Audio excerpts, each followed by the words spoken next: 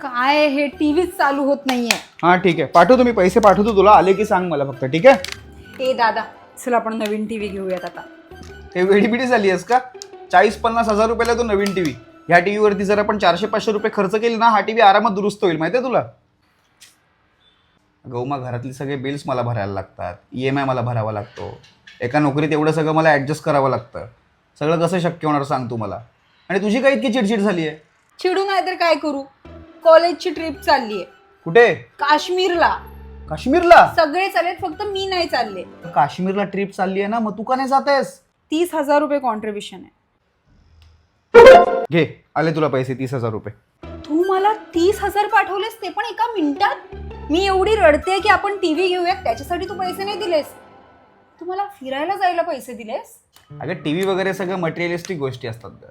तू कधी फिरलीस का काश्मीरला? नाही ना. मग आता चान्स मिळतो तर कशाला सोडायचा? आणि हे बघ, भले मी नोकरी करत असलो, भले मी जरा पैसे वगैरे साठवत असतो, तरी सुद्धा माझ्याकडे अजून एक अशी गोष्ट आहे ज्यातून मला एक्स्ट्रा इन्कम मिळतं. ते इन्कम म्हणजे मला माझ्या कुटुंबाकडून मिळणारं भरघोस प्रेम. त्या प्रेमाच्या जीवावरती मी कितीही पैसे साठवू शकतो आणि माझ्या कुटुंबासाठी मी काहीही करू शकतो. तू मस्तपैकी फिरायला जा आणि एन्जॉय कर. मी कायम तुझ्यासोबत आहे.